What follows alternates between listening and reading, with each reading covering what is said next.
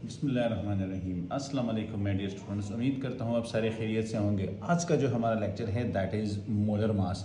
तो molar mass basically हमारे पास क्या है? मोलर मास बेसिकली हमारे पास जितने भी एटम्स होते हैं, ठीक है, किसी भी सब्सटेंस में 1 मोल सब्सटेंस अगर हम लेते हैं, 1 मोल हम ले लेते हैं H2SO4 का, ठीक है। अब 1 मोल H2SO4 में हमारे पास हाइड्रोजन भी है, सल्फर भी है और ऑक्सीजन भी है।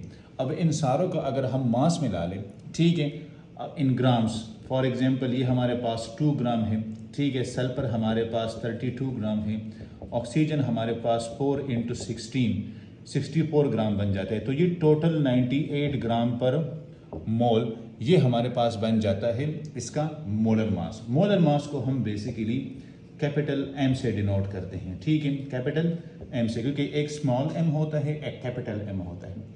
कैपिटल एम हमारे पास बेसिकली आता है मोलर मास के लिए, स्मॉल एम हमारे पास आता है जो गिवन मास होता है या मास इन ग्राम के लिए। अच्छा, अब इसको हम कैसे निकाल सकते हैं, ये बहुत ज़्यादा ज़रूरी है कि आपको पता हो कि हम मोलर मास फाइंड आउट कैसे कर सकते हैं। फॉर एग्जांपल हमारे पास ये जो हमने बात की H2SO4 को, एक तो आप इसका एग्जैक्ट फार्मूला लिख लोगे, ठीक है, एक बैलेंस फार्मूला लिख लोगे। फिर उसी बैलेंस फार्मूले में अगर हम देखें कि हमारे पास हाइड्रोजन कितने हैं, तो हाइड्रोजन हमारे पास 2 है। एक हाइड्रोजन का एटॉमिक मास 1 है, 2 हाइड्रोजन है तो 2 हो गए, ठीक है। प्लस हमारे पास ये जो सल्फर है इसका 32 है, मतलब है कि आपको एटॉमिक मास का पता होना चाहिए, इन 4 × 16। अब ये जब हम कैलकुलेट करते हैं तो हमारे पास ये 98 ग्राम पर मोल आता है। पर मोल हम क्यों लिखते हैं? क्योंकि बेसिकली हमारे पास ये 1 मोल सब्सटेंस में होते हैं, ठीक है। अब यहाँ पे इसके लिए हम फार्मूला क्या लिख सकते हैं? तो फार्मूला हमारे पास है कि capital M molar mass that is equal to mass in gram, क्या मास इन ग्राम, या आप कह सकते हैं कि given mass divided by number of moles, जिसको हम स्मॉल एम से डिनोट करते हैं, ठीक है। ये इसका फार्मूला आ जाता है। इसी फार्मूले के ज़रिए हम मोलर मास मालूम कर सकते हैं कि हमें किसी भी सब्सटेंस का अगर मालूम करना हो तो हम मालूम कर सकते हैं। लेकिन मोस्टली ये जो फार्मूला है ये हम यूज़ करते हैं नंबर ऑफ मोल्स के लिए, कि ये जो स्मॉल एन है that is equal to mass in gram small m divided by capital M. किस तरह? फॉर एग्जांपल हमें कहा जाए कि हमारे पास 2 ग्राम सल्फ्यूरिक एसिड है, इसके आप number of mole find out करें, तो हम कैसे फाइंड आउट करेंगे? अब देखिए N इज इक्वल टू ये H2SO4 हो गया, ठीक है, ये हमारे पास 2 आ जाता है और ये हमारे पास मोलर मास सल्फ्यूरिक एसिड का हमने ऑलरेडी वहाँ पे निकाला है, तो वो हमारे पास आ जाता है 98 ग्राम। तो आप 2 को 98 पे जब डिवाइड करेंगे तो आपके पास जो भी रिजल्टेंट वैल्यू इसकी आ जाती है वो आप कैलकुलेटर के थ्रू फाइंड आउट करें कि इसकी रिजल्टेंट वैल्यू कितनी आती है। इस तरह आप नंबर ऑफ मोल इस सब्सटेंस का मालूम कर सकते हैं। तो यहाँ पे ये जो मोलर मास है ये एक इंटीग्रल पार्ट है, मतलब ये कि बहुत ही ज़्यादा अहम है और बहुत की रोल ये इसमें प्ले करता है। तो इस तरह आप किसी भी सब्सटेंस का मोलर मास निकाल सकते हैं। अच्छा गाइस, ये हमारे पास कुछ फार्मूलाज है, उसको हम पढ़ते हैं और उसी फार्मूला के ज़रिए फिर हम कैसे मालूम कर सकते हैं मुख्तलिफ़ किस्म के सब्सटेंसेस का molar mass, number of moles, ठीक है, ये हम कैसे फिर मालूम कर सकते हैं। तो हमारे पास जो फार्मूला है सबसे पहले नंबर ऑफ मोल्स का, तो नंबर ऑफ मोल्स हमारे पास बराबर होते हैं मास इन ग्राम, क्या मास इन ग्राम, या इसको गिवन मास भी कहते हैं, इसको हम स्मॉल एम से डिनोट करते हैं, ठीक है, और इसी के साथ डिवाइडेड बाय मोलर मास, क्या मोलर मास। अब ये मोलर मास इसको हम कैपिटल एम से डिनोट करते हैं, तो फार्मूला हमारे पास नंबर ऑफ मोल्स का आ जाएगा small m divide by capital M, yes. अब इसी फार्मूले को अगर हम इसका सहारा ले लें तो हम नंबर ऑफ मोल्स एक और तरीके से भी मालूम कर सकते हैं। तो वो फिर फार्मूला क्या होगा? वो फार्मूला है कि number of moles that is equal to number of particles, क्या नंबर ऑफ पार्टिकल्स। अब ये नंबर ऑफ पार्टिकल्स हमारे पास क्या हो सकते हैं? ये एटम्स, आयंस और मॉलिक्यूल्स, ये सारा कुछ ये हो सकता है, ठीक है। और डिवाइडेड बाय हमारे पास है एवोगैड्रो नंबर, क्या या पार्टिकल्स पर मोल हम कह देंगे तो फिर यहाँ पे आपको थोड़ा सा आसान, पार्टिकल्स पर मोल, ये फिर आपको आसान होगा। पार्टिकल्स पर मोल या एवोगैड्रो नंबर, क्या अमीदो एवोगैड्रोस का जो नंबर है, एवोगैड्रो नंबर, ठीक है। अब फिर ये फार्मूला किस तरह हो जाएगा, तो ये फार्मूला हो जाएगा n। सो ये हमारे पास number of particle denoted from the capital N, और एवोगैड्रो नंबर ये हमारे पास n a से डिनोट होता है। अब इन दोनों फार्मूले को मद्देनज़र रख के हम कैसे फिर मालूम कर सकते हैं हमारे पास जो नंबर ऑफ मोल्स होते हैं। फॉर एग्जांपल हमें क्वेश्चन दिया जाता है कि how many moles are there in 60 gram of sodium hydroxide के नंबर ऑफ मोल मालूम करें। हमारे पास जो मास है 60 ग्राम है, 60 ग्राम है, और ये क्या है, सोडियम हाइड्रो ऑक्साइड NaOH। तो इसका नंबर ऑफ मोल मालूम करें। वहीं हम फार्मूला लिख लेंगे कि n is equal to small m divided by capital M। अब we don't know about the capital M, या कैपिटल M हमारे पास क्या है, तो इसके लिए ज़रूरी है कि कैपिटल M सोडियम हाइड्रोक्साइड को हम यहाँ से मालूम कर लें। तो सोडियम हमारे पास है 23 प्लस 16 ऑक्सीजन 1 हाइड्रोजन 40 ग्राम पर मोल। अब सिंपल है, फॉर्मूले में अगर हम ये वैल्यूज पुट करें तो हमारे पास ये 60 ग्राम है स्मॉल m, और कैपिटल M हमारे पास 40 ग्राम है, ठीक है। तो अगर इसका हम कर ले कि 60 डिवाइड बाई 40 को कर ले, तो इससे हमारे पास क्या आ जाएगा, 60 डिवाइडेड बाई 60 ये डिवाइडेड बाई 40, तो इसका जो आंसर आता है वो हमारे पास है 1.5।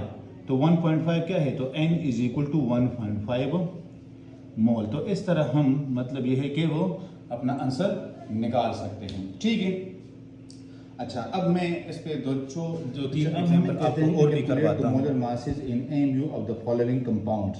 तो फॉलोइंग कंपाउंड में क्या है, वन है हमारे पास SO2 एंड सेकंड हमारे पास है कैफीन। कैफीन का फार्मूला है C8H10N4O2, ठीक है। अब इन दोनों का हम कैसे मतलब मालूम कर सकते हैं, तो चलो हम ट्राई कर लेते हैं पहले के लिए।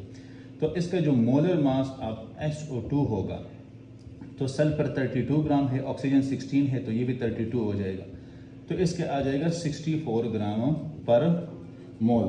ये तो मतलब ये कि हमारे पास बड़ा सिंपल था कि ये 64 ग्राम आता है। लेकिन जो सेकंड है कैफीन का, ठीक है, कि मोलर मास ऑफ कैफीन का, ये हम फिर कैसे निकाल सकते हैं।